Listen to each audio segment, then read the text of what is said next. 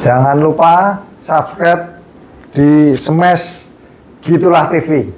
Share juga ke teman-teman semua. Halo badminton lovers, apa kabar?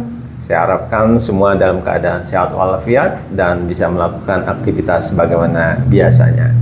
Dan yang masih terbaring sakit, saya doakan mudah-mudahan lekas sembuh. Badminton lovers, kembali bersama saya Nurul Hamami dan Smash Gitulah TV. Dalam sepekan terakhir kita telah menyaksikan bagaimana kiprah para pebulu tangkis kita, para pebulu tangkis Indonesia, para pebulu tangkis dari skuad Platnas Cipayung Jakarta Timur tampil di Asian Games Hangzhou 2023. Dan sebagaimana kita ketahui, hasil Asian Games 2023 bagi para badminton Indonesia adalah catatan kelam sepanjang sejarah keikutsertaan pebulu tangkis Indonesia di ajang Asian Games kali pertama di pertandingan tahun 1962 ketika Indonesia menjadi tuan rumah di Jakarta. Hingga saat ini, inilah satu-satunya momen kita pulang hampa medali, tanpa medali. Padahal PBSI menargetkan bisa membawa pulang 3 medali emas dari bergu putra, tunggal putra, dan ganda putra. Dan memang kalau kita perhatikan, itu adalah target yang sangat realistis. Karena di nomor bergu, kita tampil dengan pemain-pemain dengan kualitas bagus dan juga terbukti dengan bagaimana mereka berada di peringkat dunia, rata-rata berada di top 10, dan kita tahu di ganda putra pun Fajar dan Rian masih bertengger di peringkat 1 dunia. Kemudian juga di tunggal putranya Ginting, Anthony Sinusika Ginting ada di peringkat 2 dunia. Kemudian ada Jonathan Christie yang berada di peringkat 5 atau 6 dunia. Tapi hasilnya memang bergu pada pertandingan pertama sudah harus tersingkir dari tim Korea Selatan. Kemudian di nomor tunggal perseorangan kita juga gagal, padahal di situ diharapkan Ginting dan juga Jonathan Christie atau Jojo bisa setidaknya sampai ke babak semifinal sebelum memikirkan untuk pertandingan final. Kemudian di bergu putra, di ganda putra perseorangan, Fajar Rian yang kita harapkan dan juga digadang-gadang oleh PBSI menjadi andalan untuk merebut 1 medali emas dari nomor ganda putra juga harus kandas di babak perempat final.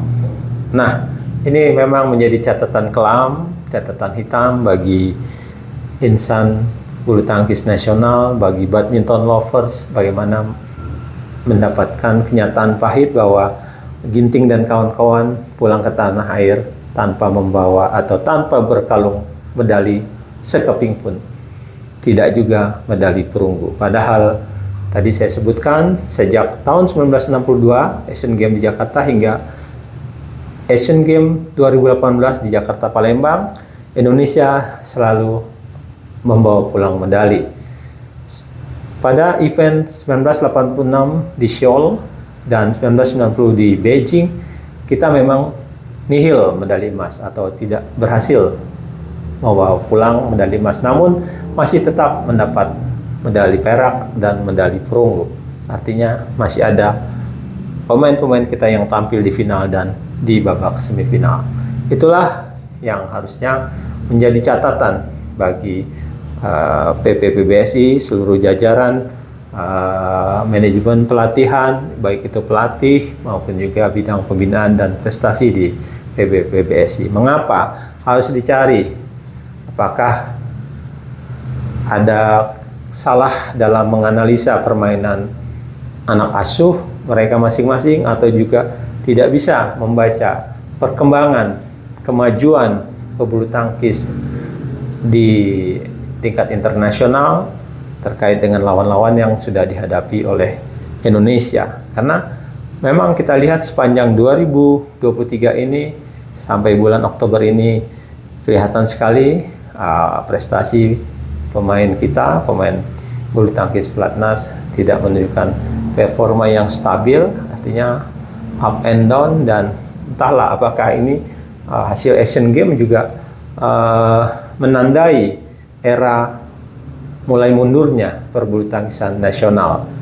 Saya harap sih tidak. Mudah-mudahan ini malah menjadi semangat bagi para pelatih introspeksi, apakah yang program-program yang sekarang dilakukan sudah benar, sudah baik. Karena kita lihat mengapa, sebagai salah satu contoh, Fajar Rian, kita lihat betapa prestasinya menurun sejak tampil di merebut gelar di All England sampai sekarang prestasinya belum stabil kembali. Padahal rentang waktunya sudah cukup lama, sudah setengah tahun. Harusnya di situ menjadi introspeksi, menjadi ya berbenah bidang pelatihan. Saya tidak ingin mengatakan bahwa pelatih-pelatih harus diganti dalam kesempatan ini. Tapi ini menjadi catatan khusus bagi bidang pembinaan, apakah memang perlu dievaluasi secara mendasar bidang kepelatihan, siapa-siapa yang masih perfect, yang masih perform, dan bisa dipertahankan di 2024, dan siapa-siapa yang sudah harus tidak dipertahankan kembali.